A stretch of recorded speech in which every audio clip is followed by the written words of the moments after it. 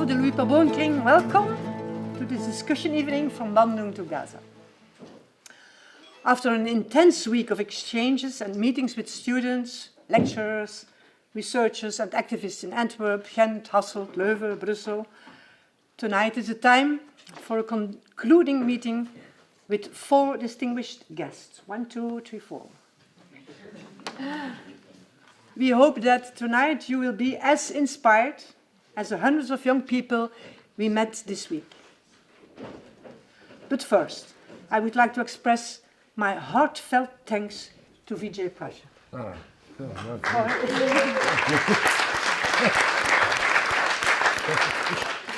For his boundless energy, his fresh and sharp insights, his openness towards students, his humor and his warmth.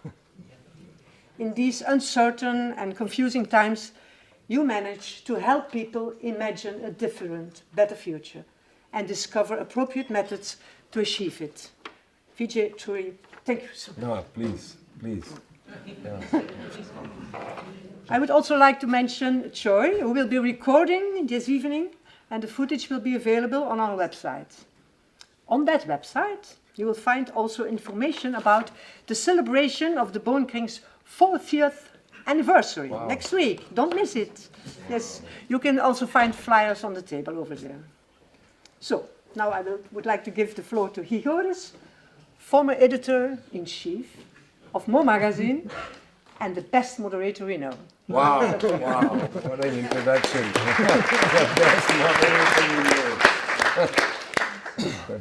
Distinguished public. If we are distinguished guests, then at least you are as distinguished as we are. Thank you very much for coming and for filling up the room. This has been quite a very well-organized week, it seems. If you can planify and find the room that exactly fit the public, the audience that will show up, and you know that ahead of time, then you're good organizers. So thank you very much for inviting us and for being here. We would like to do this evening in 3 different parts. First, we would like to have short testimonies from students who met Vijay the past week, interacted with him. We would like to hear from them what touched them and why this meeting was important. Then I'll interview, basically, I'll have a conversation with Vijay on the theme of the evening, from Bandung to Gaza.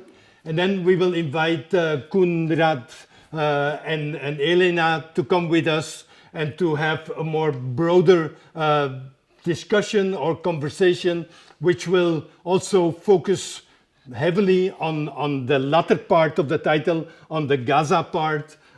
So that's more or less the outline of the evening. So to start off, where are the students that would like to give a short testimony? And Diederik and Choi, there was a microphone lying here and it just disappeared. So I don't know it was here? Okay. It was mine. This is the one. Okay. It's not the road. It's the other one. It's a cheap one. Okay. We'll put that back. No worries. No worries. VJ and microphones is something to keep a close eye on, right? Yes. This is a road microphone. The temptation to go home with it is very high. Okay. Are there students among us that want to give the short testimony? Now is the moment. Could you come, be so kind? I know you're shy and all of that, but we're all friends and distinguished. So are you. So, ja. Ah ja, oké. Okay. Als je spreekt in de microfoon. Okay. We are 2 students from the Faculty of Social Science at U Hasselt, Emma Bonora and Anton Twans. And a couple of days ago, we had the opportunity to listen to a lecture by Dr. Vijay Prasad, and it was an encounter that truly changed the way we look at the world. Dr. Prashad focused on an important idea. Today, more than ever, we need people who are politically committed, who can think critically and independently. Not passive citizens, but active minds ready to question reality and try to do something, even when it feels uncomfortable. He explained how difficult and almost heroic is to do research on development and global politics in his institute, Tricontinental, because of the limited funding, also due to the fact that he doesn't want to limit freedom or control what researchers should study. It's a courageous choice, give up secure resources to protect intellectual independence. Then he invited us to think about time, our idea of the past, the present, but in particular of the future, because he explained that the past is very complex because of the national, colonial, and community base, but the future it's even more complex because capitalism often turns tomorrow into just a continuation of today, and in this way we end up living in a permanent present where real change feels distant, even impossible. Oh, great summary.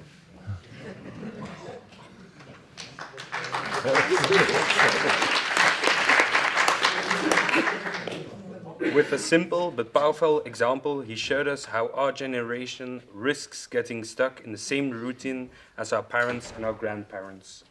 You too, he said, will have to clean your toilet just like they cleaned yours. It was humorous, but a direct way to show how often we lack the tools and information to imagine a truly different future. But he didn't stop his criticism. He spoke about his new development theory, in which he tries to think about what to do with power whenever we get it. We are very good at criticizing, but not as good at building. We should take actions instead of waiting for other people to do something. We cannot keep waiting. Real change requires courage, imagination, and above all, responsibility. This is where his message touches us personally. Action starts with us, each one of us. Meeting Dr. Prashad, opened our eyes and reminded us that the future is not fixed, that we can step into action on our own. We start shaping it every time we decide not to stay silent, every time we decide to act. So do not wait for change, but become the change. Thank you. Wow. Beautiful, guys. Thank you. Beautiful. What a summary. Thank you all. Thank you. Thank you. Great. That was are there other students from other universities? If not, then we... Somebody from here. Okay. I know, it's always climbing over each other. Just think you're in an airplane, same thing. Needing to go to the toilet.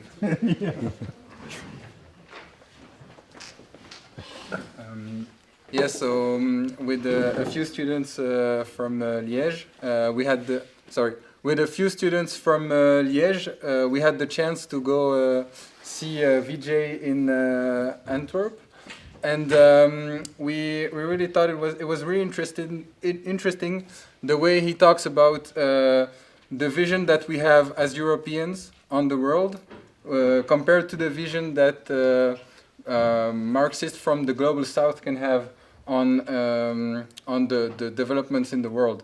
And to put into perspective also what we have done in our history with European countries and what we are still doing right now, and the way European nations can be talking about what is wrong and what is good in the world, without doing some self-critique and seeing what our nations are doing right now.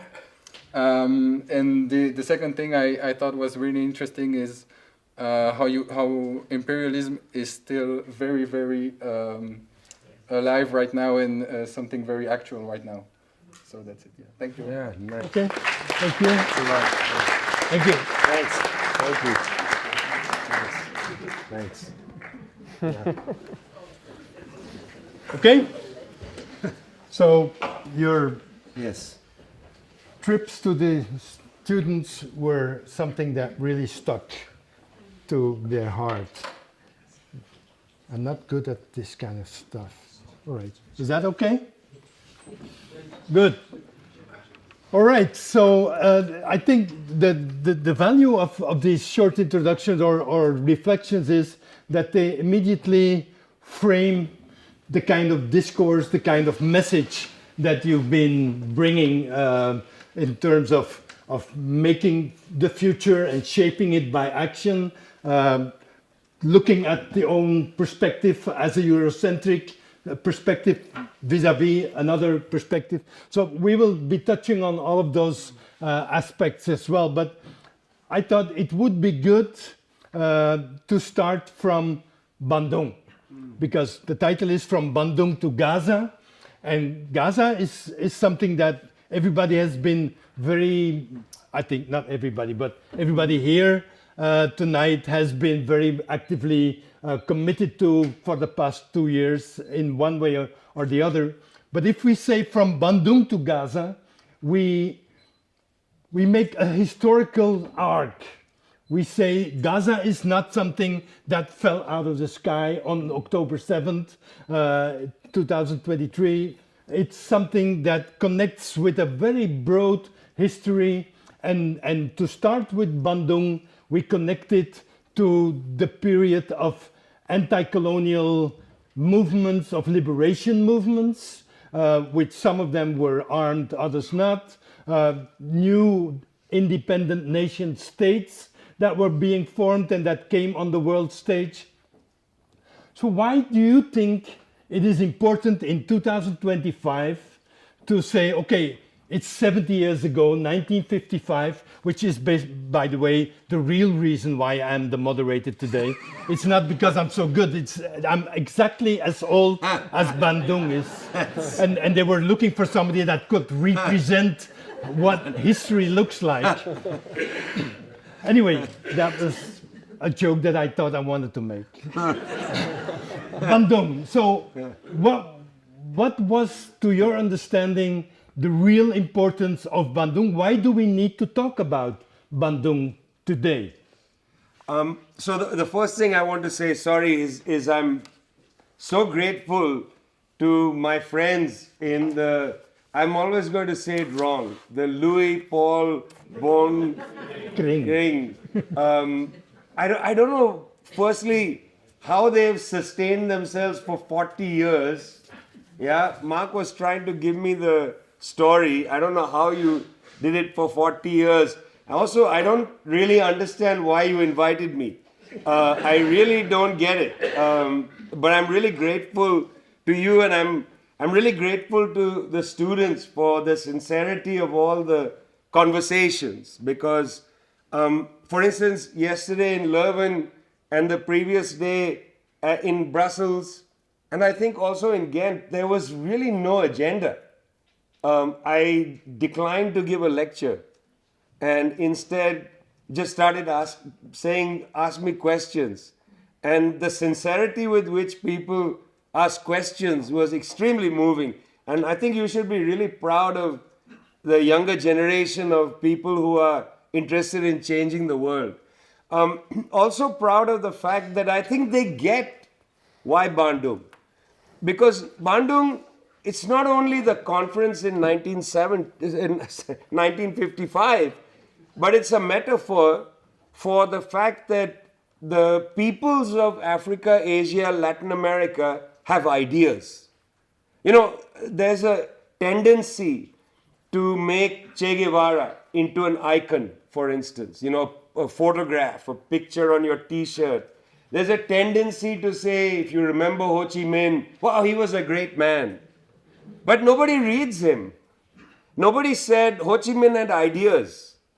You know, Che Guevara had ideas. He came to Algiers and gave a speech in 1965 about the world economy. There's no sense that these people have ideas. It's almost as if the West continues to have ideas and the South acts. They are guerrillas. If anything, you read Che Guevara on guerrilla warfare, or you read General Giap on guerrilla warfare.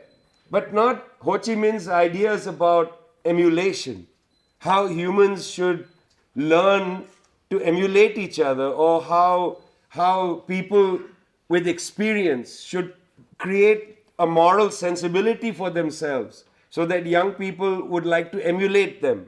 It's not this that you learn ideas, but you learn how to be as a person. And that's Ho Chi Minh's great contribution, in my opinion, to Marxism. You know, Marx and Engels, and then all of them, European writers, very few of them wrote about how you should treat other people, how you should, in a way, deal with other people and build movements. But Ho Chi Minh wrote it. So Bandung stands in, for me at least, as the idea that the people in Africa have ideas. They don't need Europeans to tell them what to do. They need Europeans to give them space to do what they want to do. And I think that's what Bandung stands for me. But they knew that because there was a century at least of anti-colonial philosophy being developed from the Ottoman Empire all the way to Latin America. So they didn't need Bandung to realize it. Maybe it's a way to tell us in Europe that they were thinking and not just fighting. But what was the main idea that brought these leaders together, and what came out of Bandung? Well, it's interesting. The ambassador of Venezuela is here. He will know the writings of Simon Bolivar. And, 200 years ago, Simon Bolivar uttered a phrase called the great, a new equilibrium. We need a new equilibrium in the world, Bolivar said in the early 1800s. In fact, through that long history of colonial struggle, people were looking for a new equilibrium. The people of the Congo, for instance, who were in the middle of a strike wave in the 20s and 30s leading up to Lumumba's election campaign. Lumumba didn't come from nowhere. He came from mass struggles that preceded him. They were saying, wait a minute, we don't want to be your colonial subjects. We want to be citizens of our own world. We want a new equilibrium in the world. We want, if I may say so, we want a new international balance of order. We want a new International Congress of Vienna, etc. But it's important to recognize that at Bandung and then at Belgrade, when the non-aligned movement was created, they were also talking to each other. When these people, when they were very young, Sukarno, Nehru and so on, came to Brussels in 1927 for the first League Against Imperialism meeting, it's the first time Lamine Senghor from West Africa had met somebody from Asia. And they could talk and they could contribute and learn from each other. The Chinese who were here talked to Nehru, and then Nehru remembered later when India sent assistance to the Chinese struggle. A person I'm writing about now, Dr. Dwarkanath Kotnis, who dies with Tudor's 8th Army in the 1930s. It's because they meet each other and talk to each other, and then they learn, okay, so you're from China, you're believing similar things as I. So Brussels, 1927, Bandung, 1955, Belgrade, 1966. These were places to tell the West, we have ideas, but also to tell each other, we are thinking together. And right now, just to jump to Gaza for a minute, right now, we also have to establish the fact that the Palestinians have ideas. The Palestinians don't need us to solve their problems. They don't need us to decide one-state solution, two-state solution. We need to fight to free the Palestinian political prisoners like Ahmad al-Sadat, 23 years in prison, Barghouti, 23 and a half years in prison. If the Palestinian political leaders are in prison, then there's nobody to lead the Palestinians in a political dialogue. And I think we are not remembering that Bandung or Brussels, these things actually mean that the peoples of the South have ideas and they know how to govern themselves. They don't need patronizing suggestions. They need solidarity. They would like expertise, but they don't need to be told how to live. Yeah. Now, to stay slightly on the historical side, we're moving closer to today. No, it's fine. I mean, that's how we bounce ideas off. But the setting of Bandung and what came afterwards was basically there's two big frames in the background, I would say. One is the end of the colonial period in which Europe dominated the rest of the world in a direct way of occupying territory and everything. And on the other side, there's the bipolar world of the Cold War in the 1950s onwards, within which these new nation states, these new leaders and their movements, they find themselves, and that's why they start the non-aligned movement. Now, my question isn't just jumping forward. That Cold War period ended in a unipolar world. Did the movement manage, to your understanding, to deal with that historical change and remain relevant as it was in the 1950s and 60s? So, I mean, when the Soviet Union collapses in 1991, it is catastrophic for the non-aligned movement, because the non-aligned movement, the Third World Project, whatever one wants to call it, was already convulsed by the debt crisis. I mean, you know, it's extraordinary when we go back and look at that period. In 1965, one of the greatest African intellectuals, Kwame Nkrumah, publishes a book called Neocolonialism. He's still the president of Ghana when he publishes this book. And I would like to say that it's the only book that was reviewed by the CIA. The CIA wrote a long review for internal use. You can now read it. It's available online, the CIA review. And at the end of the review, the CIA basically says, we got to get rid of this guy. And he's cooled the next year. But the reason that he's so threatening through this book and the project that Nkrumah has is Nkrumah is saying, look, you came to Ghana, you named it the Gold Coast because we have gold. You stole the gold, you leached our wealth, then you left, then you continued to leach our wealth by controlling our economy. We don't have any resources. We're having a hard time building hydroelectric plants and so on. When you left Ghana, you said, well, we civilized you. Remember what Macron said recently? He said the people in Africa should be grateful the French. For what? You know, in Burkina Faso, rural electrification rate is 9%. Where was the mission civilization of the French? When the British were thrown out of India, the literacy rate was 13%. Who did you teach to read and write? Small minority of the population. So we didn't really need colonialism. And Nkrumah said, you stole the wealth, you're continuing to steal the wealth. We are having a hard time developing our country. We're going to have to, because we want to develop, we're borrowing from you. We're borrowing our money from you to develop ourselves. And then the debt crisis hits these countries. Mexico goes bankrupt in 1982. It's the beginning. But then all these countries get hit. The IMF takes advantage of it. And the Soviet Union collapses. Between 1982, the Mexican bankruptcy, and 1991, collapse of the Soviet Union, is the destruction of the confidence of Bandung. Bandung as an idea that we have ideas, disappears. And from 1991 till about 2010, these countries of the global south begin to look to the IMF, to Washington, D.C. for ideas. And this is the worst period of my life, because I watched, very, very capable people turn to Washington and say, please tell us what to do. And there's a few exceptions. Fidel Castro was one of the greatest exceptions, and one of the best afternoons of my life, except the birth of my children, was when I got to spend an afternoon with Fidel Castro in 2001.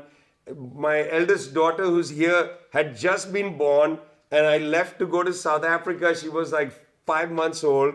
I went to South Africa, and I was walking down the street, and somebody tapped me on the shoulder and said, come. I went in there to a room, and there's Fidel Castro. And he said, I want to talk to you about the battle of ideas. Several hours later, I left the room convinced that he was absolutely correct, that we have lost the confidence in the global south to articulate our ideas as Bandung ideas. Yeah. And since 2001, I personally have been committed to following the old man's advice which is to fight to establish the new Bandung. Yeah. Now, I'm very happy that you mentioned the debt crisis because I was just having a discussion this week about the legacy of colonialism, and my feeling was, and I would like you to comment on that, that the focus on colonial legacy today obscures the reality of structural adjustment programs in the 1980s, although that has been maybe more destructive of the new nation states than the legacy of what came before. So is what you're saying in that line, and how did they restore the confidence by the 2010s? So I just advertisement. Next month, Grieve Chelwa, a Zambian economist, and I will publish a book called How the International Monetary Fund Suffocated Africa. And we just run through this exact story. It's actually a really, if I may say so, it's a really comprehensive attack at my friends and colleagues in the IMF. Because, you know, I know lots of IMF economists, and a lot of them are disheartened by the model that they follow. But there's a religious attitude in the IMF, particularly towards African countries. And in this, Transparency International, based in Germany, plays an absolutely dangerous role, because Transparency International makes the argument that it's public sector corruption that has ruined Africa, but it completely obscures the role of multinational mining corporations and others that are absolutely corrupt on the African continent through transfer pricing and various mechanisms. They continue to steal African wealth. And so you asked a really good question, how does it change? Well, it's the best place to do the example is Namibia. You know, Namibia fought an incredibly difficult national liberation struggle to win its independence. Germany conducted a genocide in Namibia at the turn of the last century. They eliminated the Herero and Nama people. You know, it was 30 years before the Holocaust.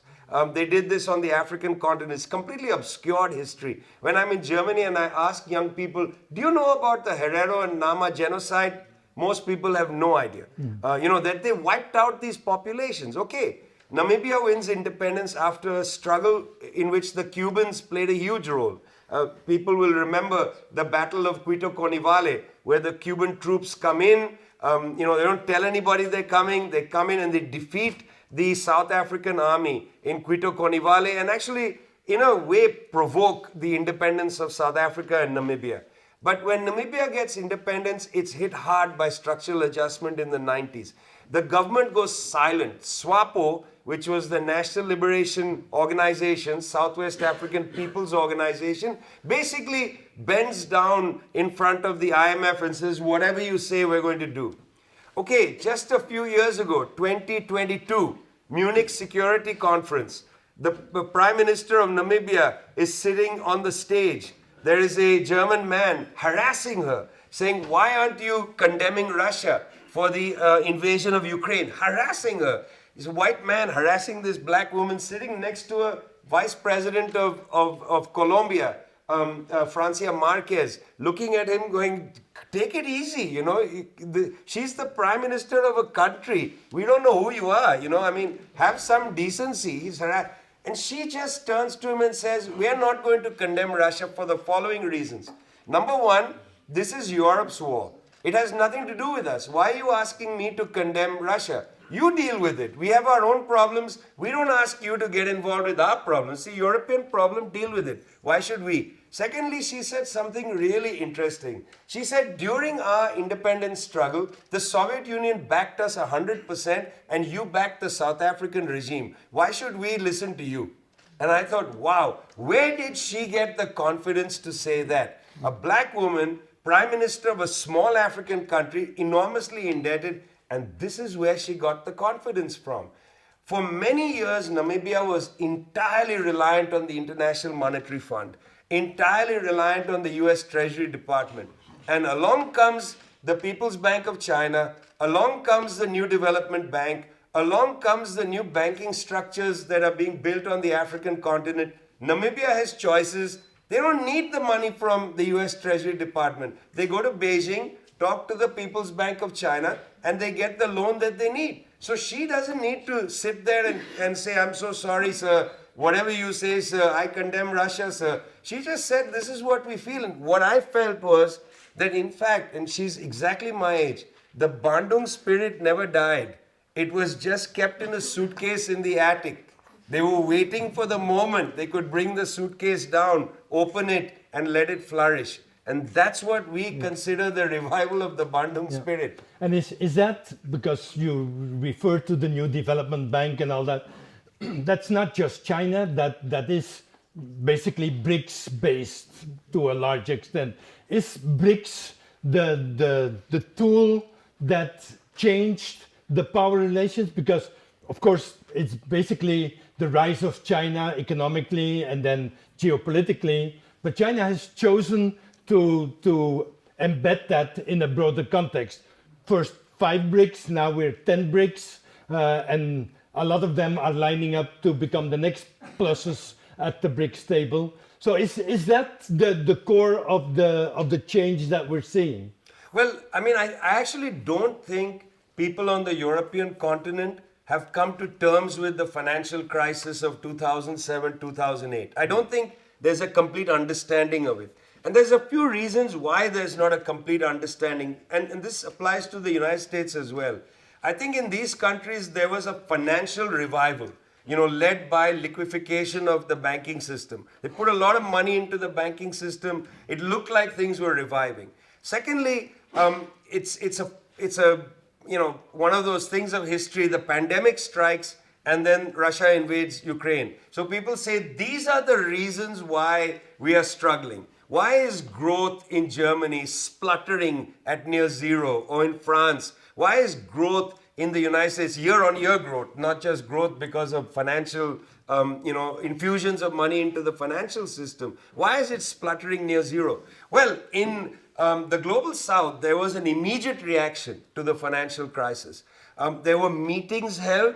I went to some of the early pre-BRICS meetings. There were meetings held where countries said, listen, we have designed our entire economy, India has, China has, Brazil has, to export to Europe and the United States. Brazil was exporting enormous amounts of goods to Europe. And suddenly they said, what happens when the European and US markets stagnate year on year and they can't buy our goods and services? We have to look elsewhere. And so that's why in 2009, the first BRICS meeting is talking with absolute desperation about South-South cooperation, business alliances, business visas for the BRICS country, new subsidies for South-South or BRICS business opportunities and so on. I mean, the whole focus of the BRICS was never geopolitical.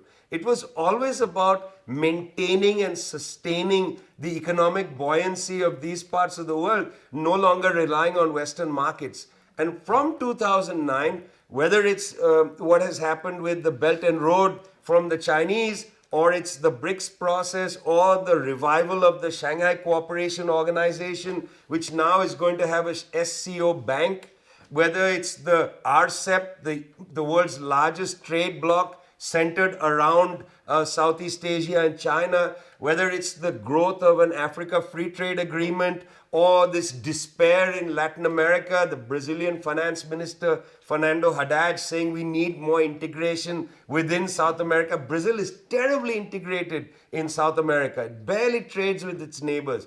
Increase, make it more robust and so on. This was actually almost an economic existential problem. How are we going to survive if the Western markets disappear? So they pivot elsewhere.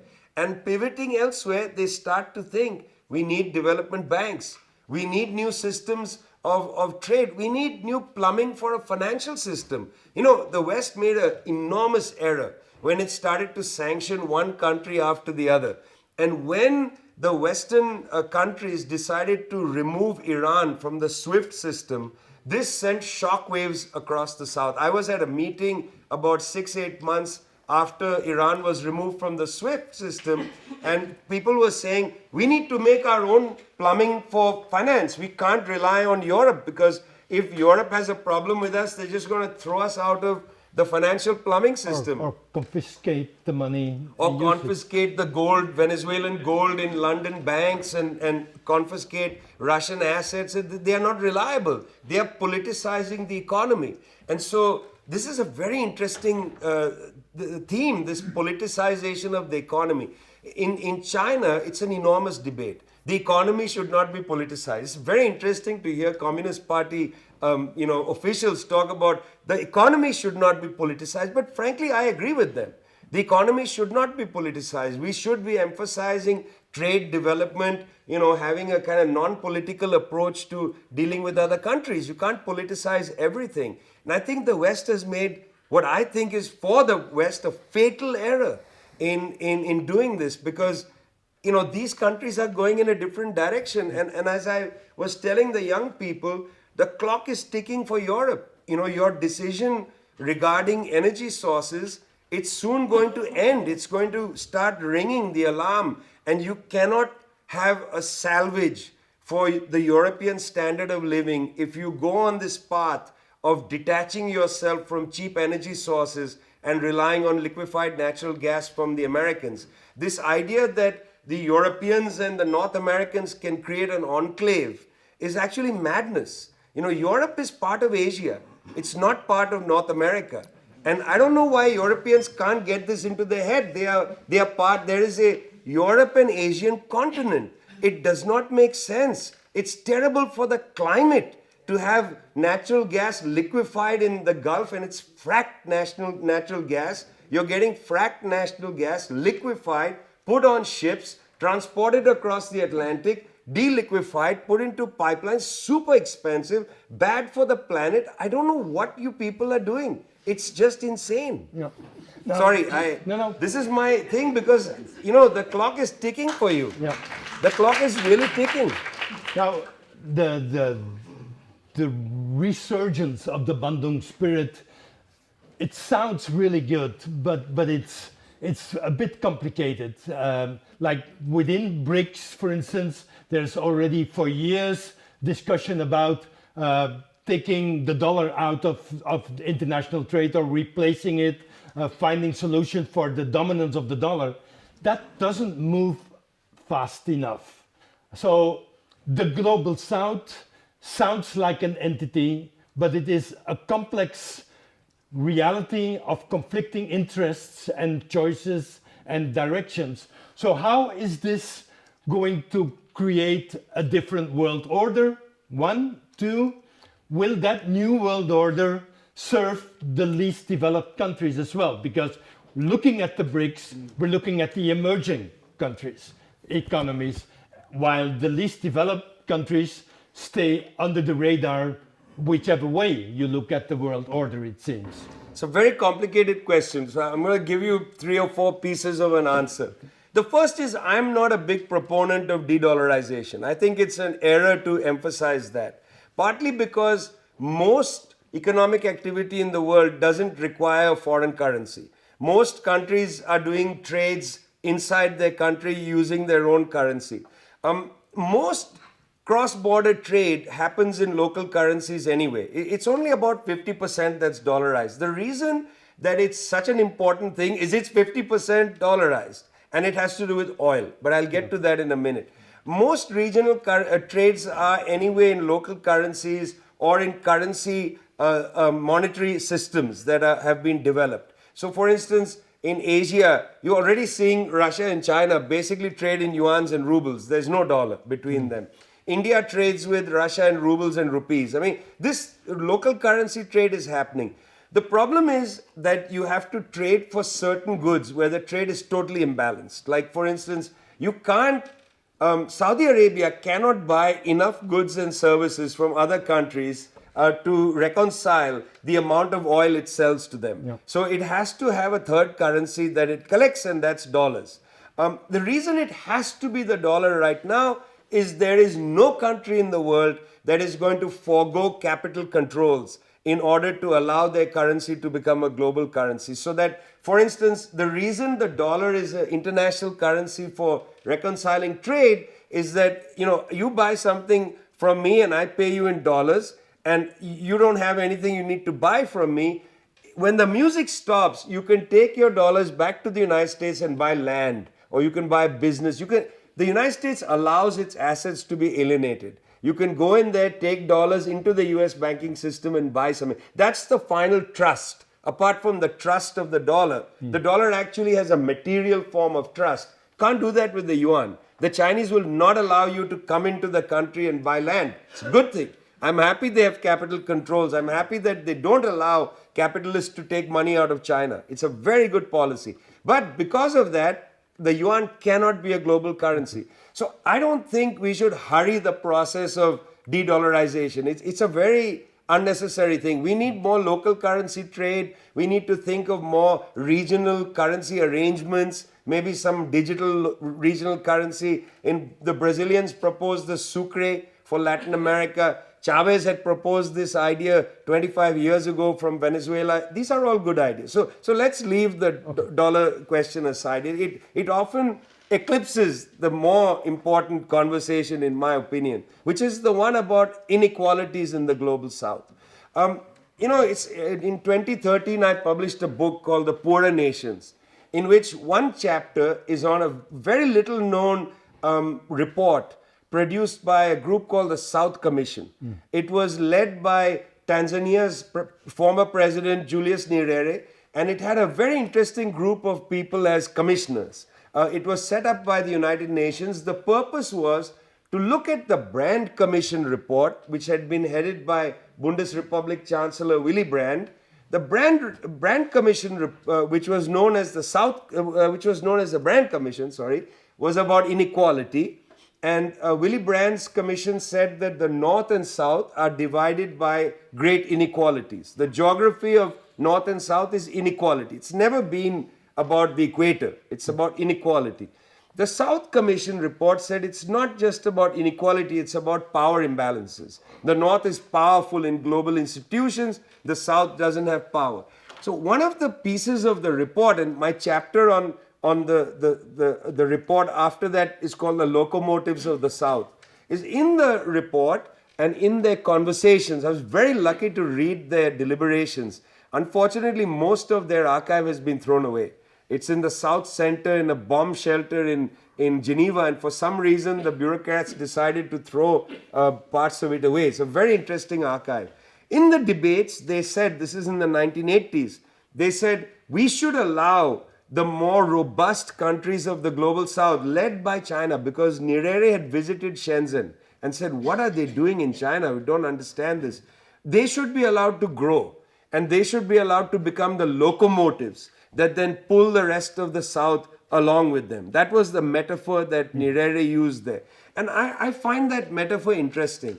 Every year, there's two events that I find very fascinating and very little remarked upon, even by the Financial Times, which I think is the best European newspaper that I look at. And I look at some of the ones in other languages as well, particularly the French papers, which have become so bad that it's really difficult to imagine. Apart from Le Monde Diplomatique, Le Monde has become so bad that it's really hard to imagine that the French bourgeoisie is actually educating itself accurately about the world. I mean, if you are a bourgeoisie, you need a good newspaper to educate you about the world. You don't want to just read, lies or half-truths. You need accuracy. How are you going to dominate the world if you're being lied to? Yeah, you need good reporting. And that's why I always tell editors, you're getting rid of your best reporters. You don't understand. Your elites are illiterate. I mean, they don't know anything, and it's a shame. So even the Financial Times doesn't cover this annual thing. What's the annual thing? The Chinese president first visit out of China every year is to an African country. It's been a thing since the 1960s. The first visit, it's interesting, it's not covered in the West that they do this. The second interesting thing is about 15 years ago, the Chinese government approached the 54 African countries and set up the Forum of Africa-China Cooperation, FOCAC. And there's a FOCAC meeting at the front of the year, every year. In the last 3 or 4 years at FOCAC, the Chinese have made an interesting presentation. They have said to the African countries, we think the trade is deeply imbalanced. In other words, We are coming in almost with a colonial attitude. We buy raw materials, we take the raw materials to China, we make finished products, we sell them to you. And what's happening is China has got enormous surpluses. This is creating imbalances in the Chinese economy. The surplus is going into real estate. We don't want these surpluses. It's what used to be called the Dutch disease. We don't want these surpluses. We would prefer if we could help you industrialize without loans, because you don't want this to be debt trap industrialization. We're going to help you industrialize. You process your product and we buy your processed product, so we're not buying it lower down the value chain. You are getting some of the value added, and therefore you can use that money to develop your own country. It's a very interesting discussion. Last 3 years, this has been the focus of things. Now, it's very difficult to put it into place because this means three things. Number one, you have to build a development plan for the countries of Africa. That means you have to rebuild the state. You have to rebuild capacity. You have to rebuild the Department of Finance. You have to rebuild the Planning Commission. Everything that the IMF destroyed in the last 40 years, as you were saying in your comment, it was actually state attrition. That was the IMF policy. Second, you have to build your financial whole sector. Not only the finance ministry, but the central banks have to be redone. The banking systems have to be improved. Africa needs a monetary system. There needs to be an African central bank, some clearinghouse for trade and so on. And thirdly, very important, China will provide science and technology, and that's going to come without charge, because China got this from Japan during the open up and reform period. They got it from Singapore because the Japanese said, we owe China our script, we owe China our language. And there's of course the thing they don't talk about, which is the vicious Japanese imperial massacres in China. They didn't say that. They just went back to, we owe you our script. That was the meeting Deng Xiaoping had with the Japanese premier. Said, we owe you our script, so we're going to help you. And Japanese firms came and helped China in the 1980s. They say to the same thing but we need to help you build capacity first. This is going to take a long time. Because to build state capacity, I wrote a line after NATO destroyed Libya. I said it takes 100 years to build a state, but you can destroy it in an afternoon. Yeah.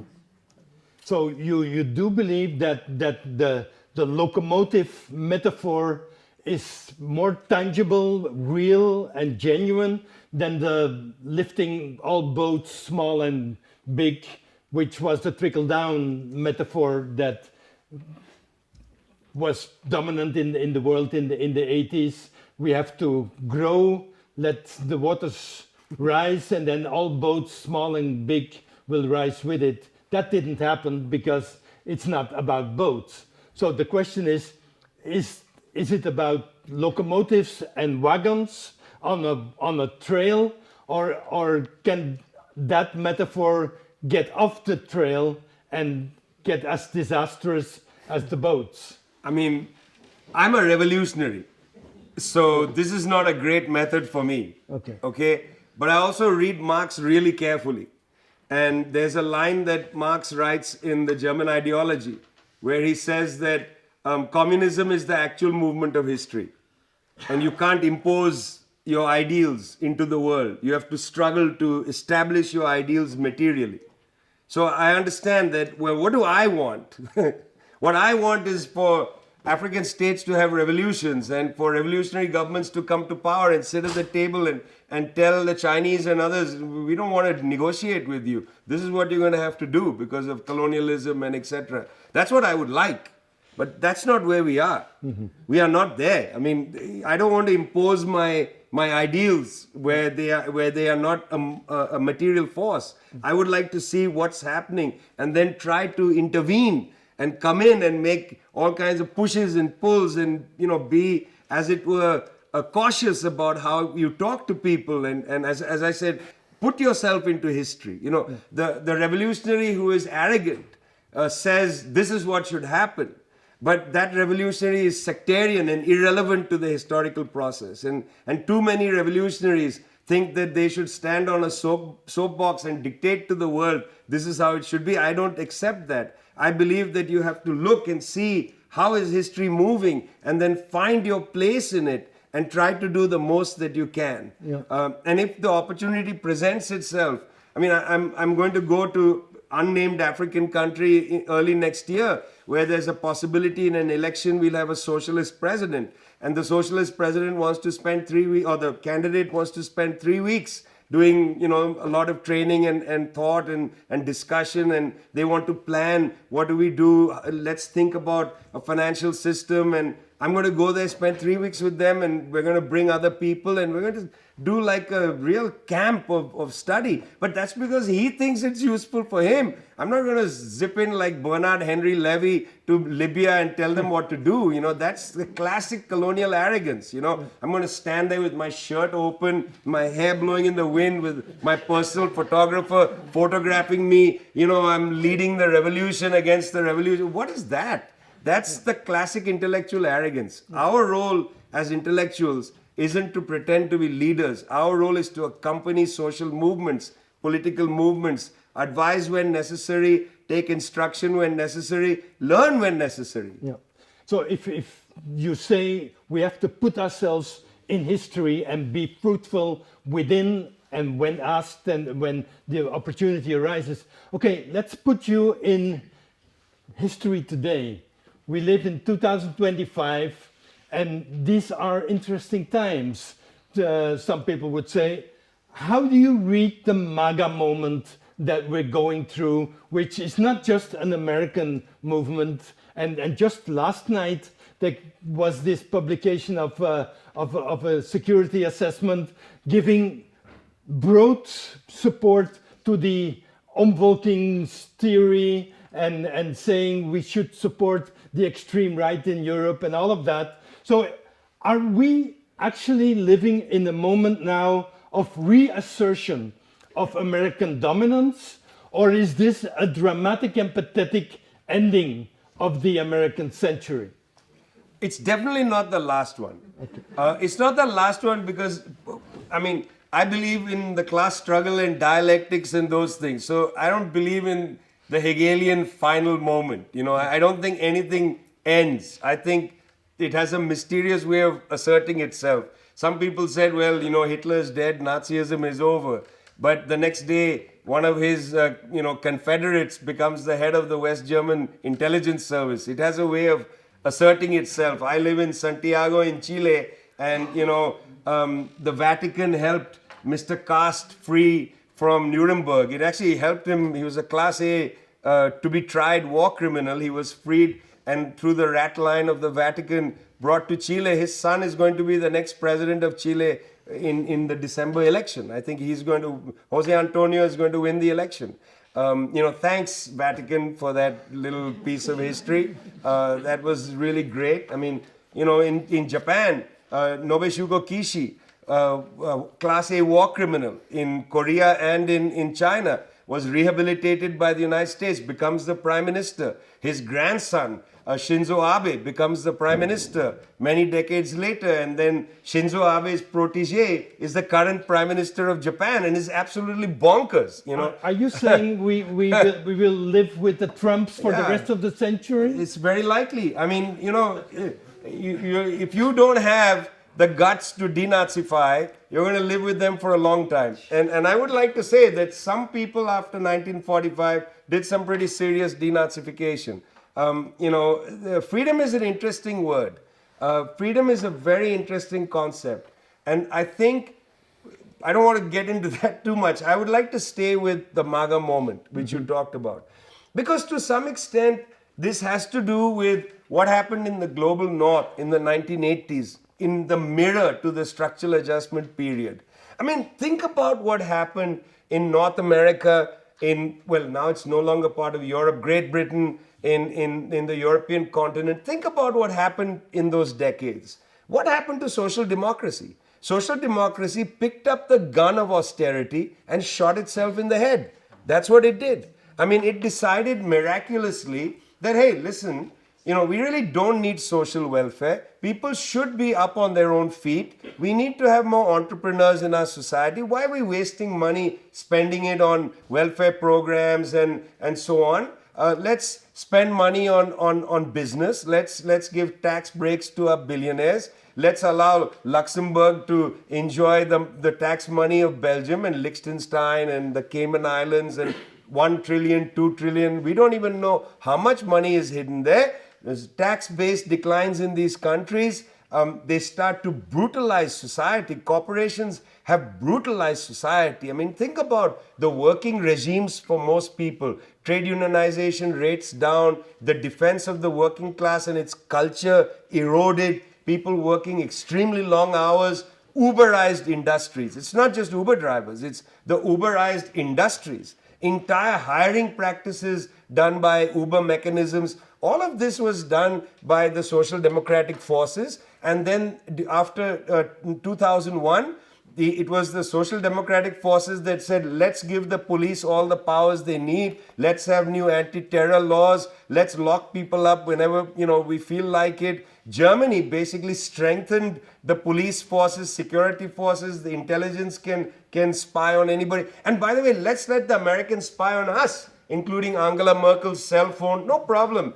Come and spy on us. Let's let the Americans dominate us through NATO. This was all done by the liberal forces, by the social democrats. They brutalized society.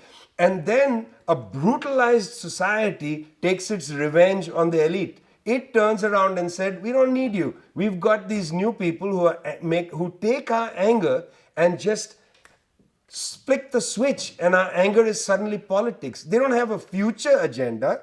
Trump doesn't articulate a future. Trump is able to just articulate anger.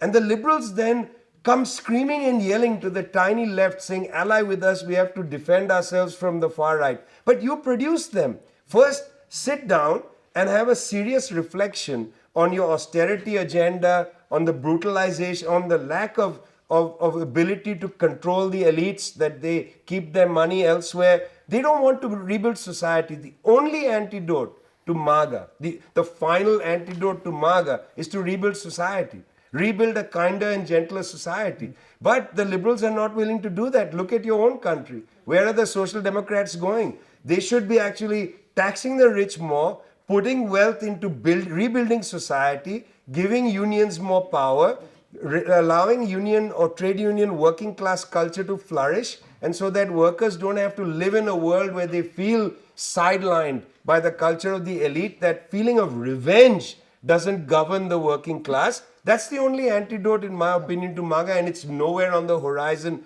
of the Social Democrats. Sorry, guys. I know many of you have a mixed relationship with the Social Democrats, and I went hard on them, but I think this may be untrue what I said about Belgium, but it's certainly true about Germany. It's certainly true about France. It's absolutely true about Keir Starmer's Labour Party, and it's definitely true about Biden's Democratic Party. Yeah.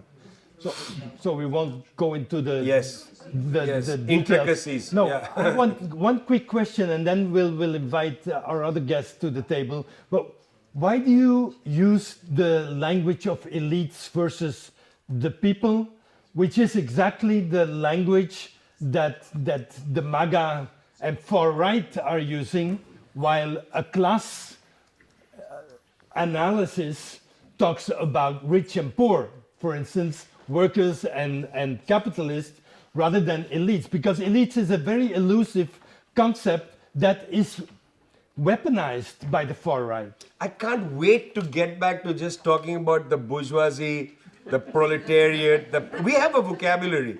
It's just that really, literally, people don't know what you're talking about. Yeah. I mean, I know it comes from French, but people don't understand what the bourgeoisie is. You know, the property owners or the proletariat. I had a T-shirt from the Swedish Communist Party which had the name of their newspaper, Proletariat. And somebody said to me in the airport, what is that? And I said, well, you know, it's a science fiction show. It's about the future when the proletariat, which is an interesting group of people, will take over the planet. And he was like, wow, is it a book or a movie? It's a series. Book or a movie? I'm not sure, but it's a science fiction thing for sure. Yeah.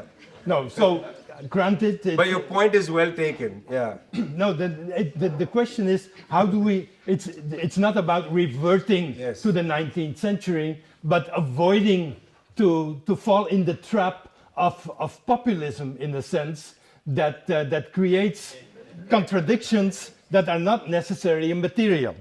You know, it's just that the water bottle was blocking the camera. Oh. And so you were getting a kind of distorted picture of you and me I was through the water bottle. I was performing good, but Yeah, no, it's going to be an amazing clip of you and me through the water bottle. Okay. I mean, it is true, we need a better vocabulary. But, you know, this is an argument I have sometimes with my colleagues, people in the universities and so on. We can't just invent a new vocabulary, you know. This thing has started, I guess, 20, 30 years ago, where faculty just sort of, you know, invent words and they make new words for new things. But, you know, you can't just make up words for reality. The words have to come out of struggles and they have to come out of people's experience. And I mean, I think rich and poor is, I take your point, I'm going to start using rich and poor because it is in fact commonplace but it is also fascinating that before MAGA used that geography, it was from Occupy Wall Street, we got the 1%, 99, which is about property, in fact, yeah? It's not the elites. And I must say though, at some times, I feel like the language of elite is not a bad language. Because the word elite has within it elitism. And when I'm, very rarely, but when I'm in those spaces where I have to negotiate people who come from that sort of political or economic background, I do feel that they live in a different planet. They talk differently. I'm a very uncomfortable person in front of them. I've given talks in some of those spaces and I sort of just say really stupid things because I feel like you're going to think I'm a stupid idiot anyway, so I might as well just say a bunch of stupid things and get it out of the way, you know, because I feel nervous in front of you because you're going to look down on me. And that's an interesting internal problem, this problem of you think you're superior to me, and so I'm going to just grant you superiority just to get it out of the way. Because you do feel like you're superior to me or to us or whatever. But I think we need to get over that. Yeah. I mean, I'm not 55 born. I'm 67 born. I need to get over it. I think I'm now almost 60 years old. I should stop pretending that the elite is superior to me. Okay? Maybe. Yeah. They are not. I'm going to say it to myself in the mirror every day. Yeah. I'm going to say Donald Trump is not better than me. Donald Trump is not better than me. I might have a hard time with some of the European leaders because I still have this feeling of Europeans being a little more advanced than Asians. And there was a problem of English colonialism. too much Macaulay. Yeah, it's Macaulay and all kinds of things. Although, I mean, Keir Starmer really has ruined the thing for the English, you know, from Tony Blair to Keir Starmer. I mean, the English have really put up bad people to lead that country. Yeah. Okay, given that, we'll invite two more Yeah. academics to the table. Yeah, good. So that we can become a little less elitarian on that. I'll just shift to this. No, I want to sit on one side because I want to see all three of you together. Yeah. So that might necessitate. Let's move the bottle out of the way so we fuck things up. Yeah. Okay. Thank you very much. I'll keep the bottle down here. So, Koen Bogaert from Universiteit Gent and Elena Aoun from the UC Louvain. Thank you very much for joining us in this conversation and for bringing in your experiences and your insights as well. And while the ambassador is going, I'll continue the introduction. So what we want to do is to work further on what we've been saying. I kept Vijay largely in the past to understand where we come from. Before we go to the future, we should better understand where we are at today. And both of you have been very deeply involved the past years in actions focused on the genocide happening in Gaza. And I would like to connect that to our conversation until now by asking how much of the struggle that we've seen was also a struggle against colonialism, against a colonial project? And how important do you think it is to take that perspective to the struggle and to the solidarity movements? Who goes first? Elena. Well, thanks a lot, and thanks for the conversation. It's so rich. And well, I think that what the struggle for Palestine and in order to unveil the genocide and try to stop it is really part of the decolonial movement. And I think Checking. Is everybody following? No. But there's no. okay. So the microphone is only for the camera. It's not for the room. So you need your voice. I'm so sorry. Yes, indeed, there is a kind of continuity between struggles for Palestine and that anti-colonial sentiment or decolonial sentiment. And I think that to put it very simply, I think that in our world, whether in the West, whether in the global South, whether in the North, we have some parts of the society who really do understand what is going on in Palestine and the colonial basis of the war there, of the marginalization of Palestinians, which has turned today into a full-fledged genocide. And that's on the one hand. On the second hand, I also think that it is precisely the legacy of colonialism that blinds so many people and so many elites, if I can borrow the term, whether political elites, whether economic elites, whether media elites, they are so blind to what's going on there.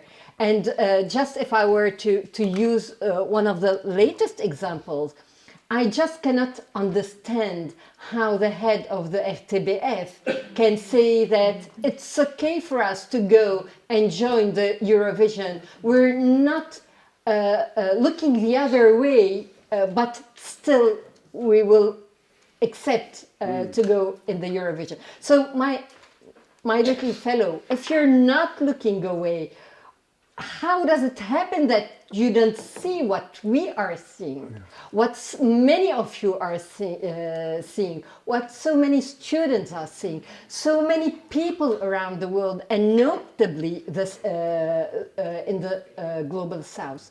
So I think there is no clear-cut division between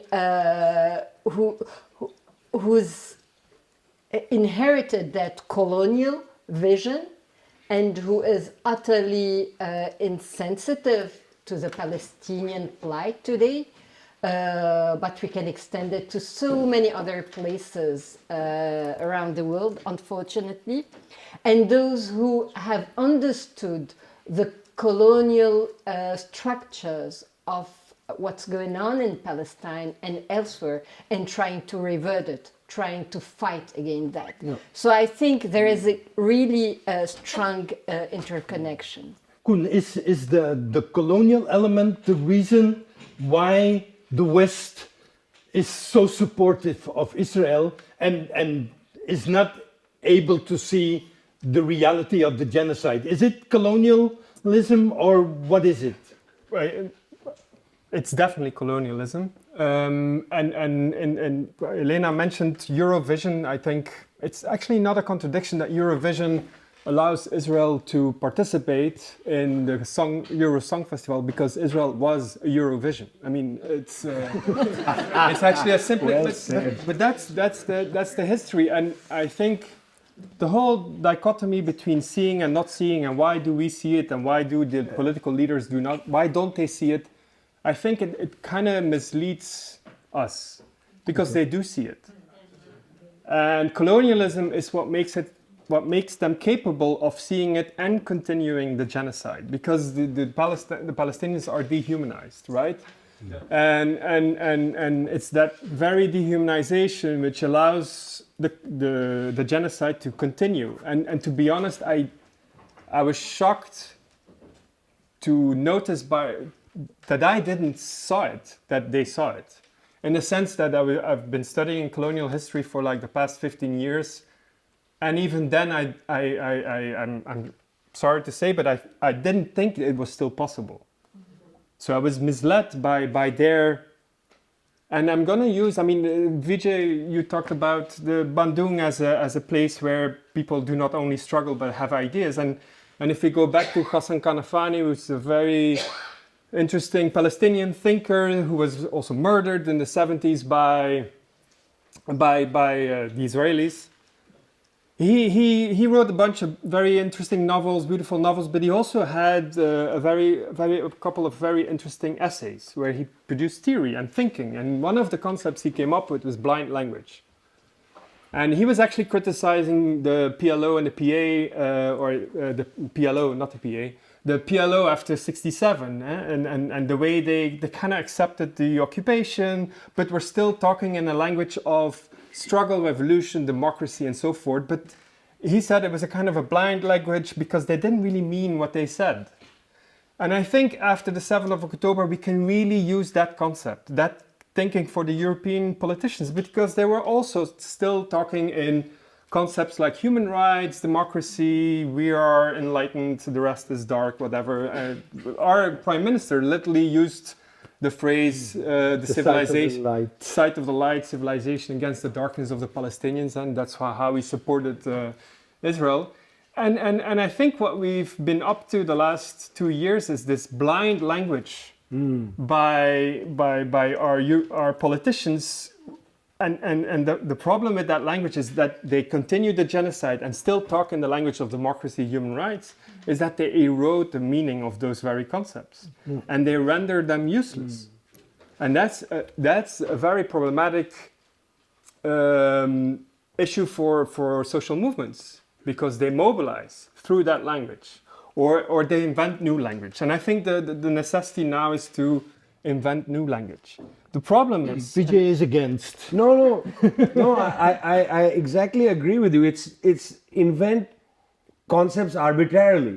I'm against. I'm very much for movements developing new languages, new ways of seeing things, but coming out of collective processes. Yeah. But that is Very actually much. what I wanted to say. I mean, for example, again, if we go to the history of ideas and this misnomer that the global south wouldn't invent ideas, I think one of the problems is that all the ideas the global south came up with were later co-opted also by the West and presented as their own ideas. I mean, the way we talk about democracy, human rights today, I think we then refer back to the French Revolution, the American Revolution, but the crucial revolution that was behind the meaning of the concepts we use today was the Haitian Revolution.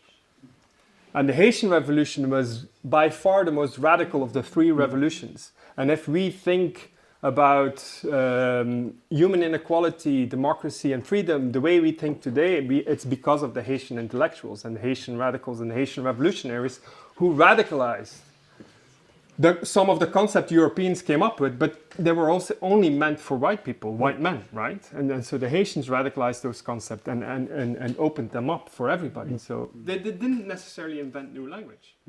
So we started from the question, what is happening in Israel, or what Israel is doing in Gaza and the West Bank, as a matter of fact, and the broader region, is that should we look at it through the perspective of colonialism to understand it? There you seem to say both. Yes, it is, because it is deeply a colonial project, and the fact that the West is supporting it is because it is seen as a colonial project that is our project against the other side. And you mentioned, Koen, and I wanted to touch upon that, but you already mentioned it, the fact that the West is supporting the genocidal policies has undercut its credibility as a purveyor of human rights, of universal human rights, of democracy, of the rule of law, things like that, of a multilateral system. So how bad is that? Because, I mean, it could be seen as one or two things. It is a reckoning with history, because we've never been really working for universal human rights. We've been proclaiming them as long as they would serve us.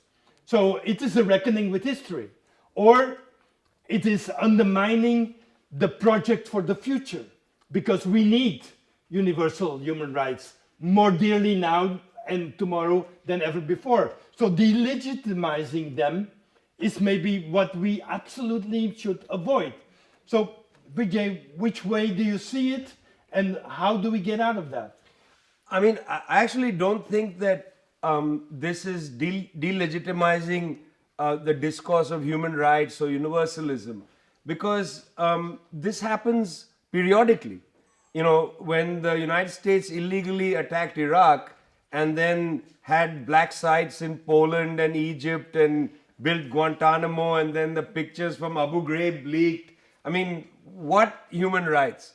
Well, then the United Nations was mobilized to hold a big conference where they discussed the question of responsibility to protect and humanitarian intervention. And they revived internationalism. And then what did they do? They went and illegally destroyed Libya. Why illegal? Because the actual resolution, 1973, on Libya said no fly zone. Didn't say you can bomb the whole state.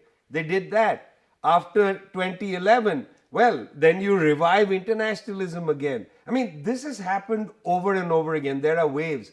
One of the ways that this happens, and this is what truly worries me, is that we still live in the world, despite the new mood, despite the new banks and so on, we still live in a world where the collective West controls information systems.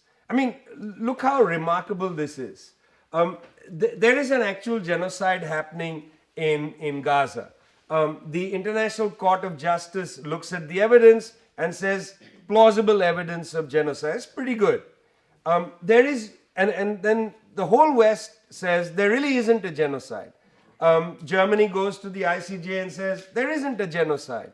I'm told that in Belgium, the king has said the word genocide, but the prime minister hasn't.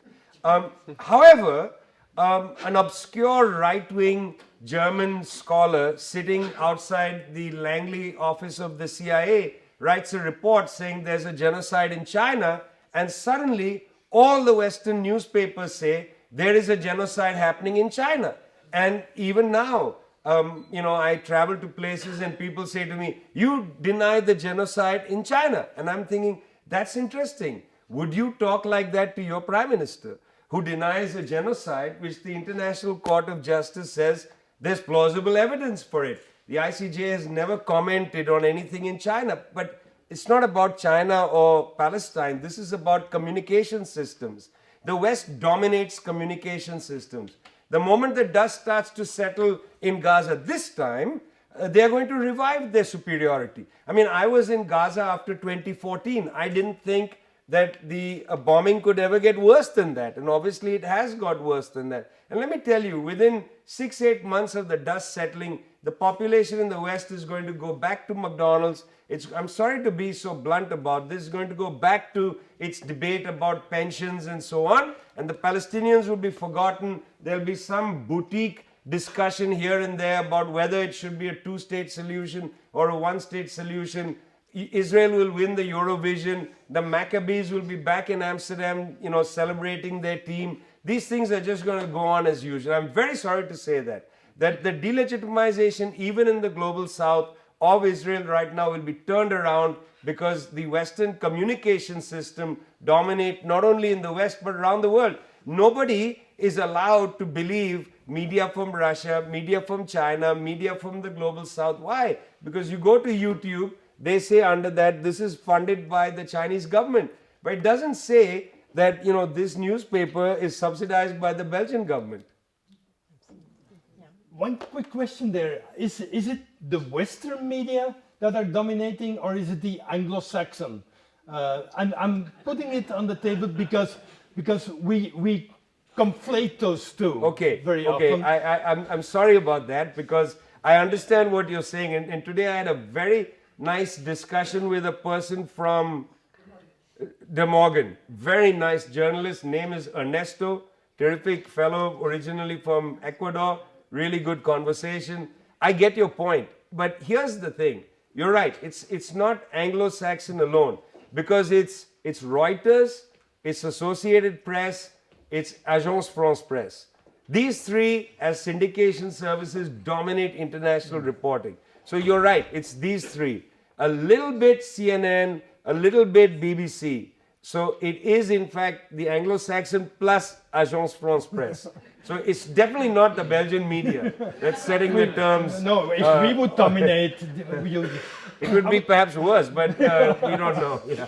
I would like to stay on the fact of delegitimation and how that is restored, because we're living in the moment of a ceasefire.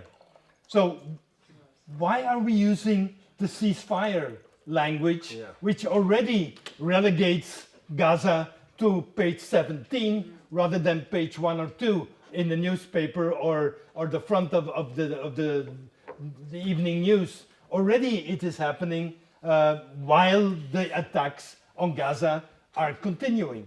So what's the power of that language?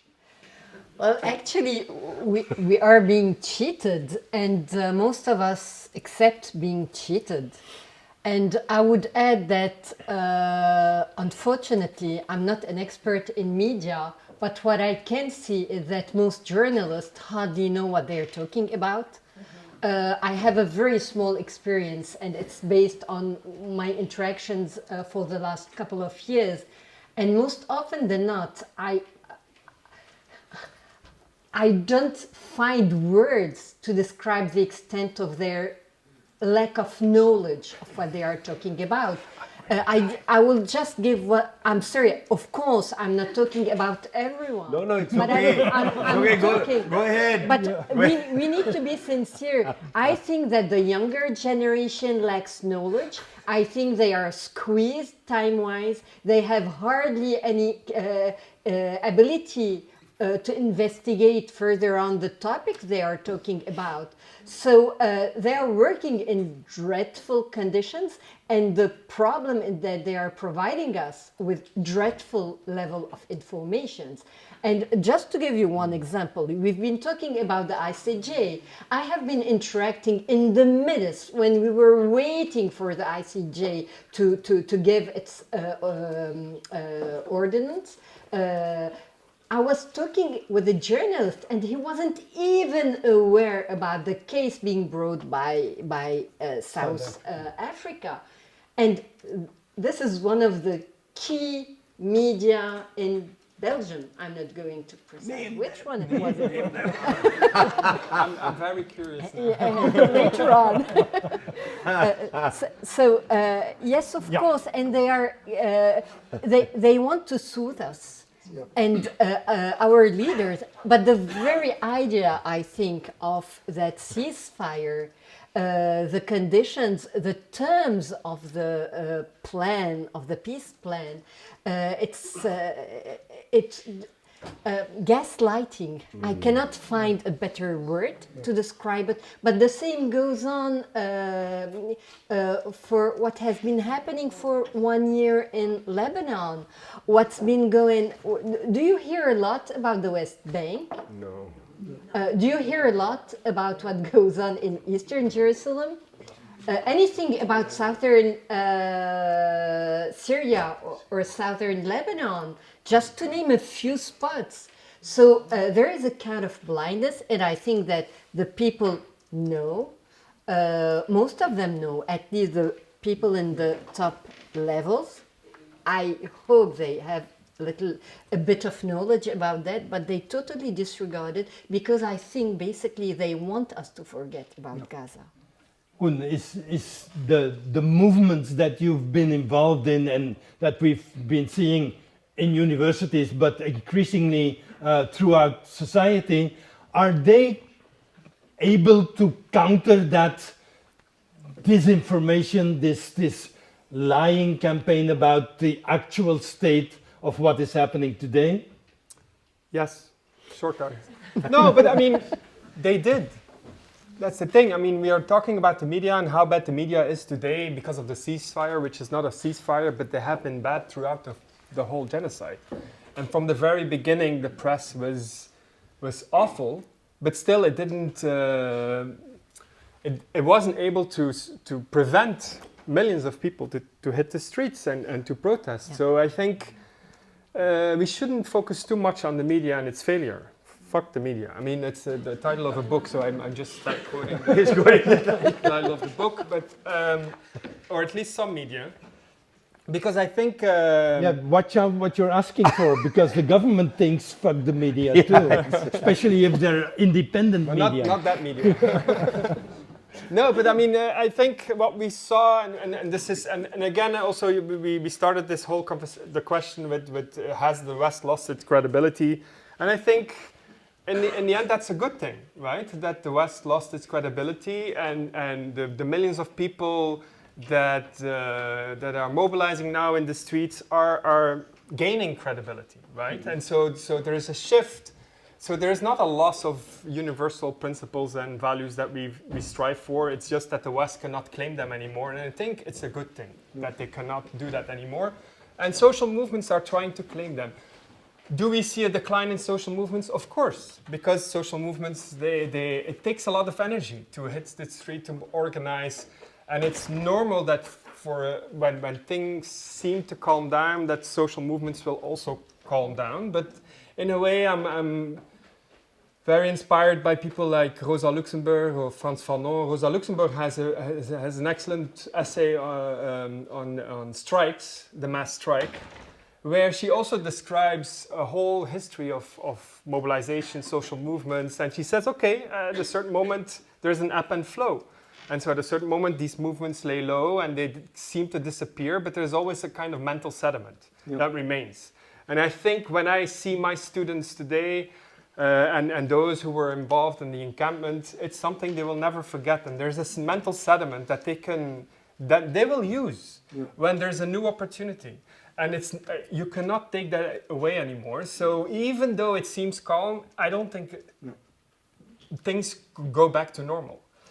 And that's also the other person I wanted to refer to is Frans Fanon, and what he really showed us through his work is that the struggle for emancipation is always an emancipation in the struggle, right?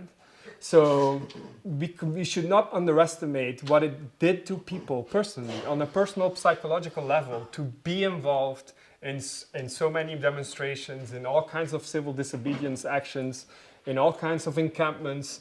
It really emancipated them. They were not just fighting for emancipation, they emancipated themselves, and it's a force to reckon with. And I think the elites, if we can use that word, they will know, they know. I mean, they should know, otherwise maybe they're stupid. You said they were stupid because they don't have good papers anymore. So hopefully they're stupid enough not to know that there's a lot of radical potential today amongst many peoples, and I think it can be taken up again whenever the next trigger happens. And one thing we can be sure of, and this is the tragedy we've seen the last 2 years, the Israelis won't stop.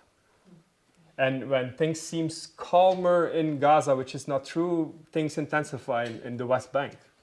And they just move direction. I just came back from the West Bank. I mean, the tension is enormous.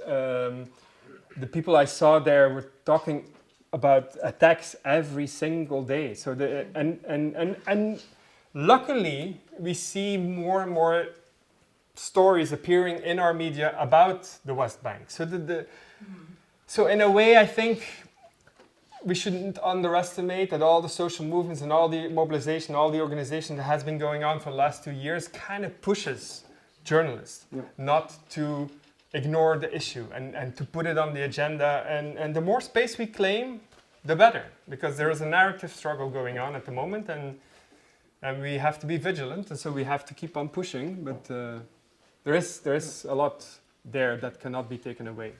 I think it's extremely important, Koen, that you bring that to the table, because the experience of protest, of action, of coming together, of speaking out is emancipating, and it's you cannot alienate it back from the people that went through it.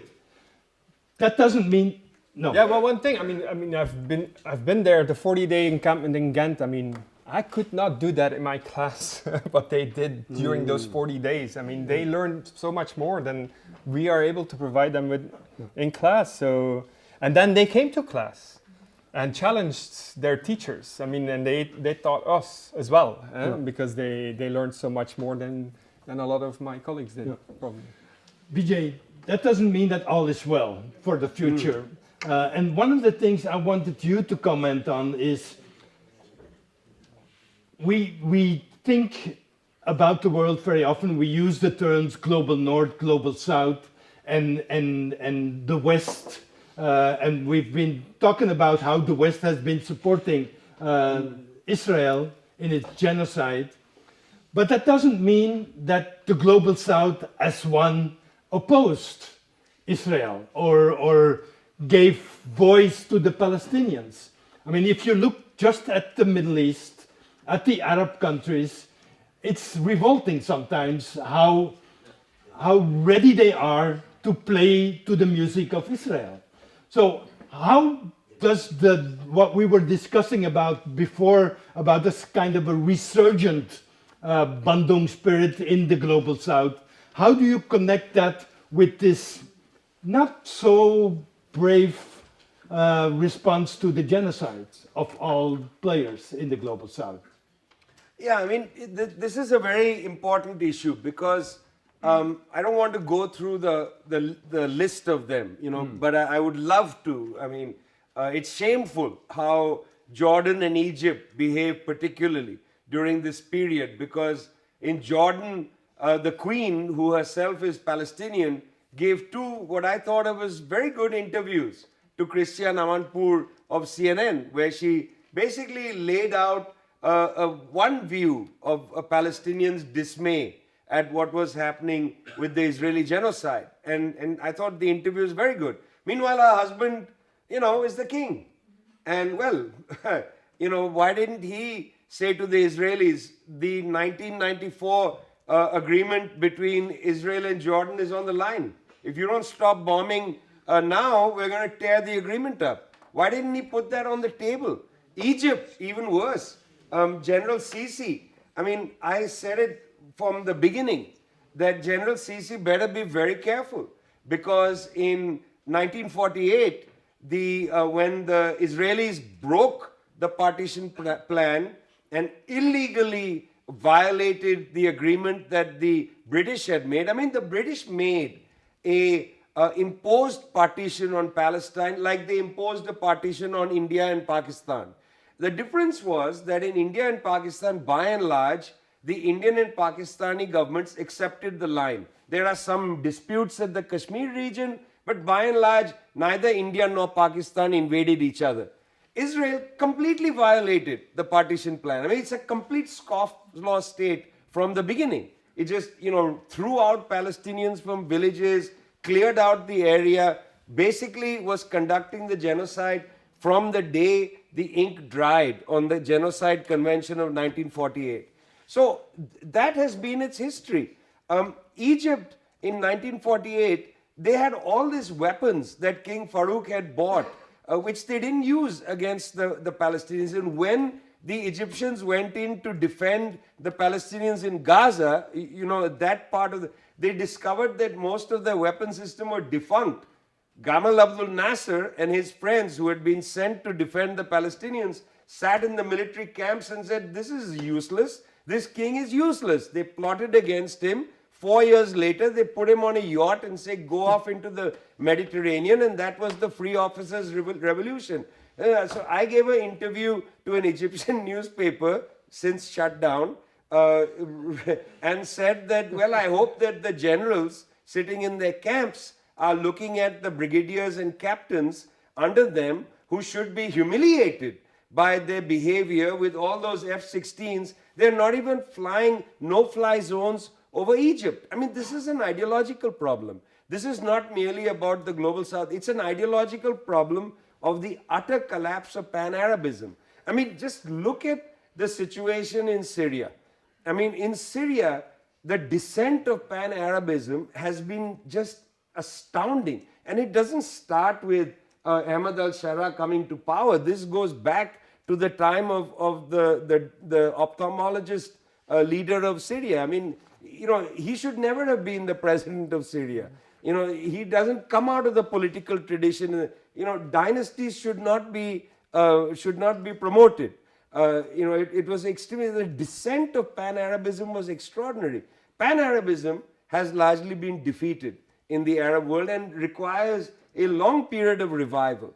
And it's not a question of Arab governments not doing anything. It's an ideological question. I mean, this is the victory of the Saudis against Nasser, which a victory which they had been fighting since 1952. They in fact fought a war on this issue. The Saudi monarch's line has prevailed and Nasserism has been largely defeated. And the consequence of that can be seen in Gaza. I mean, who backed Hamas? It wasn't the Pan-Arab governments. It wasn't even Gaddafi. It was the Qataris. It was the Muslim Brotherhood. They backed them. Where are the Pan-Arabists among the Palestinians? They are all sitting in jail. Barghouti, Al-Sadat, etc. Who's speaking for them? I mean, in many of the meetings I said to people, why haven't the encampments raised the issue of free the political leaders of the Palestinian people? I mean, I very much dislike the way that we have allowed the leaders to talk about, oh, there's a political prisoner in Russia, or there's a political prisoner in Cuba. What about the political prisoners sitting in Israel? I mean, and there are human rights groups galore in Europe. I mean, you walk into the wrong building and look at the board looking for a friend, and there's some office of human rights, some European Union office of human rights, Commission of Human Rights, Department of Human Rights. I mean, this is a European phrase, human rights. But I haven't seen even one commissioner talk about Ahmad al-Sadat's case. 23 and a half years. Marwan Barghouti, 23 years and 7 months. I mean, what the hell is going on? Why isn't somebody saying free them? Because they are Pan-Arabs. And in fact, it's interesting how Israel favors the Muslim Brotherhood Palestinians and has always done so, and has oppressed the Pan-Arabs because they understand the ideological game they are playing. It's very interesting. I know that Hamas has played an important role in the struggle now and so on, but they have deliberately eroded and destroyed Pan-Arabism. Israel is a partner of Saudi Arabia in the destruction of Nasserism across the Arab world. Elena. Yeah, I totally agree with what you've brought. But there is, but in addition, I would say there is a word I have been circling. It's the word domesticated. And I think that Arab countries have been domesticated either because they are poor, such as Jordan and Egypt, and now Syria, of course, and Iraq, and they totally depend on American money. So they need just to shut out, and their elites is totally interconnected with Western interests. And the wealthy countries such as Saudi Arabia, the United Arab Emirates, etc., they are part and parcel of the money game. And I think in different ways, they are domesticated into that these economic capitalist connections, I'd say. Yeah. Yeah, just to follow up on what Elena and Vijay already said about the global south and some of these regimes like in Egypt and Jordan, I think there's another element that goes with the domestication element in the sense that, of course, the regime of Mubarak before the Arab revolutions was also domesticated by the US. And I think they also fear those domesticated regimes today, they fear social movements and protests. And one of the mistakes I think Mubarak made, and he didn't know in the past, but I think Sisi knows today, is that when the second Intifada happened in 2002, he let the Egyptians go out in the streets and protest against Israel and for the Palestinians in solidarity with the Palestinians. But he didn't realize that the Egyptians were meeting each other on the streets, right? And starting to know each other and starting to organize. And so Kifaya came afterwards, which is enough in Arabic, and there was a domestic social movement emerging, which eventually led to Tahrir, so the 2011 revolution. So I think now you see that these domesticated leaders, they don't even let their people go out and support Palestine because they know they will see each other, meet each other, start discussing the internal problems and form movements that can actually threaten those regimes. So that's another element that we see, I think. It connects to a question that I had because when we started in Bandung in 1955, Vijay did as everybody would do, enumerate the names, Nehru and Sukarno, Zhou Enlai was there. I mean, we know the figures, the big leaders. When we're talking about leaders now, we're talking about them in terms of domestication. Do we lack the leadership that we had 70 years ago? Do we need that today, or is that a model of the past altogether? Vijay. I mean, I think we have them today. I mean, I named a few Palestinian leaders who are in prison and should be immediately released on various grounds. One of them on the grounds of torture, because I mean, you have an Israeli political leader go and harass him and film it and put it up online.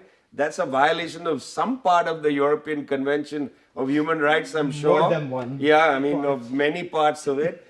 Yes, we do, because in fact, movements, leaders of movements speak for movements. They embody the movement. You know, they are not leaders separate from movements if they are not leaders of movements. Movements without leaders strike me as movements that will eventually put up leaders who may not come from those movements. You know, it's very interesting that in Bangladesh there was an upsurge, and then suddenly Muhammad Yunus was flown in from the United States to become the president of Bangladesh. Why not have one of the people who emerged out of that movement become the leader? Maybe there wasn't really a structure, and that's a problem. You know, that is a serious problem.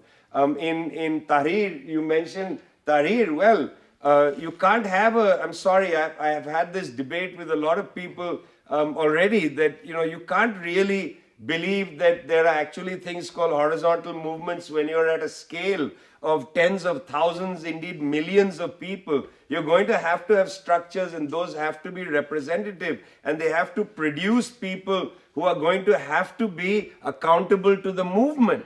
And real leadership is not a leader who goes ahead of the movement, but a leader who's accountable to the movement, who emerges from the movement and is accountable to the movement.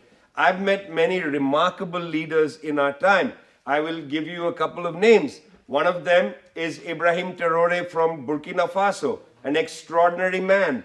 He is very young. He understands his role in the Sahel region. He's a military officer. By the way, my greatest hero of my whole youth, who inspired me and made me in a way a revolutionary, was Thomas Sankara. Also led a military coup. Also was assassinated in 1987, one of my great heroes. Ibrahim Traoré reminds me a lot of Thomas Sankara. I find him pretty remarkable. There are millions of people like that in the global south. I mean, I could enumerate those names from today. I don't want to list them. Some of them may get killed. So I don't want to have anybody start making lists of them. But they exist, and they are remarkable, and they lead movements. You know, I spent a lot of time in Brazil with the landless workers movement. One of my great advisors and friends is a leader of that movement, Nuri Rosetto. Incredible person, completely accountable to that movement. For decades has been its leader. You know, João Pedro Stedil, another incredible voice for the Latin American revolutionary movements, leads a movement of 1 million people. In India, Pinarayi Vijayan, who is the leader, who is the chief minister of Kerala. Kerala has just walked out of poverty. 1st of November, they announced that the last 100,000 people have been removed from poverty. Pinarayi Vijayan is an inspirational figure, leads the communist movement in Kerala. There are lots of people. The problem is, and this is a serious problem, is every time I pitched a story, to a publication in the Anglo-Saxon world, and I say I'd like to do a story, I want to interview Pinarayi Vijayan, nobody knows who he is, not interested. I'm going to do a profile of Ibrahim Traore. He's a dictator, you know, we don't really want to, if you got to bring up in the story that he's a dictator, okay, you're never going to hear about them. Yeah. We have to wrap up, but the important thing that you were saying, Vijay, is they have to be leaders of the movement and respond to the movement and be accountable to the movement. So we're talking about movements again. I think that's maybe the core issue that we are talking about today. If we're talking about anti-colonial struggle, or we're talking about fighting the genocide in Gaza today or whatever, we need movements to change the world into a better place. So I would like to ask all three of you now, what kind of agenda do we see for solidarity movements in Europe today? What is the agenda and where does it come from? Who is formulating the agenda? Where are we working towards when we talk about solidarity movements in Europe, in Belgium, for instance, because that's our habitus. This is our work. So please give us an idea. What should be on our agenda? Elena. Yes, what should be? I have a relatively pessimistic view. I think that you are very scattered. And to a large extent, I think that the youth do not even realize what's waiting ahead. And I'm really afraid about the consequences of the decisions that have been made in order to rearm Europe. And I think that it's going to eat at our states, it's going to eat at our societies, it's going to weaken social movements, because everyone will be much preoccupied with how they eat, their jobs, etc. Because it's 5% of the PIB, GDP, I'm sorry. So it's quite worrying. And I see a kind of, but perhaps it's, what I do see, I think there is a kind of exhaustion also, because there are so many fronts on which to fight. The environment is one front, and when we see how Groen and at least the Green in Belgium has fared very badly in elections, etc., my feeling overall is that there is a kind of exhaustion. Yeah. But I may be pessimistic. I hope you have better... The agenda for the movements. Sediments. Yeah. I'm actually more optimistic. Maybe I'm naive, but I don't think there is an agenda for the movements. It's the movements who put the agenda on the table, and that's what we have seen for example, when I see the evolution in my own classroom for the last 10 to 15 years, there's a radicalization happening among students, and I think it's a good thing. It's absolutely something we should cherish. And what they put on the agenda, we started the conversation, or the panel conversation at least, with why can't the elites see, or do they see, or do they not see the genocide? I mean, even if they wanted to ignore the genocide, social movements have put the genocide on the agenda. And the thing is, most of these young people who were radicalized in these social movements, they were not only radicalized by the genocide, the Palestinian genocide alone. A lot of them were already radicalized, and they were radicalized through ecocide and the environmental justice issue. And in Europe, it's maybe different than, for example, in the United States, where a lot of these pro-Palestinian solidarity movements came out of Black Lives Matter movements and indigenous solidarity movements. In Europe, they came out of climate movements. For example, the encampment in Ghent was a coalition between the Ghent Students for Palestine and Fossil, a radical climate justice movement. So there is already a radicalization happening, and it's young people who are pushing that radicalization. And of course, a lot of them cherish their horizontal ways of organization, and we could criticize it because I think at a certain point there is a need for leaders. But what I've seen when I was at the table with students and the other side at the table with some of our known leaders of civil society and social movements, it was often these young students who were dictating the conversation, who were strategizing in the wisest way, in the most compelling ways. And they were really educating those more experienced leaders. And so they probably will become the leaders. The problem is that sometimes they're not allowed to emerge as leaders. And this is, again, to refer back to Kanafani with the blind language. He was criticizing the Palestinian leadership of using the blind language and therefore preventing a young leadership to emerge, right? Yeah. And I think that's something that we will have to wait and see. But the students I met the last 2 years, I mean, give them 10 more years, 5 more years, they will be amazing. I mean, I was so impressed by them, by many of them, getting emotional a little bit, but no, I mean, I'm optimistic. Yeah. So make it happen.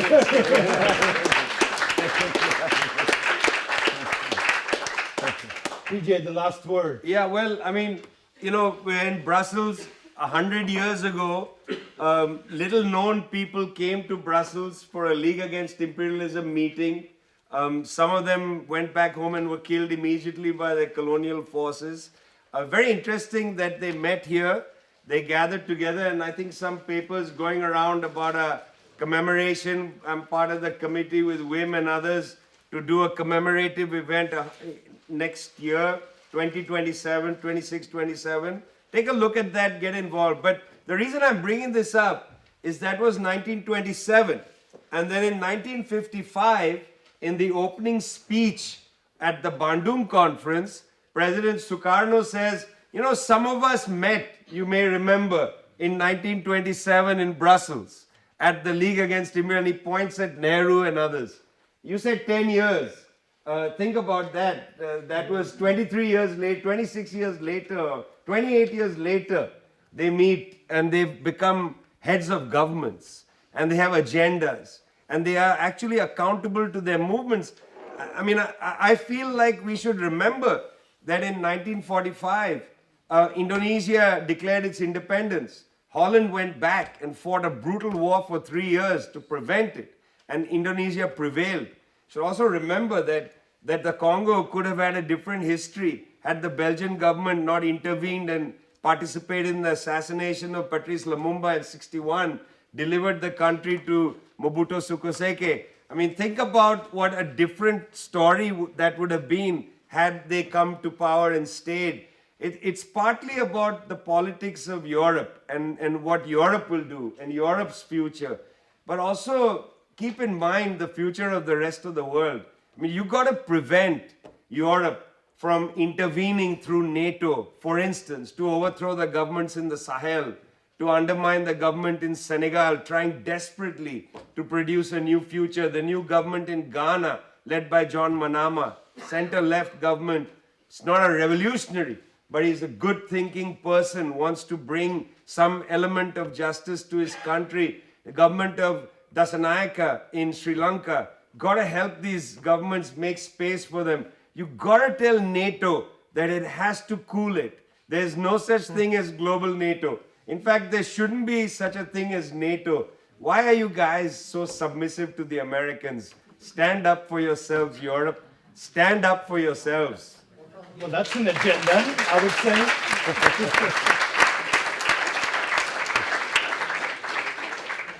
Thank you for that. We just started the conversation, basically. But as starting a movement shows us, it takes time to develop, and we don't have the time tonight. So I would like to thank the participants to this panel discussion or panel conversation very much. Elena Aoun, Koen Bogart, and Vijay Prasad gave the best of them, and they taught clearly about emancipation, about fighting, about working with movements, about time is on our side if we keep struggling. Thank you very much. Thanks so much. You were superb. You are really a superb moderator.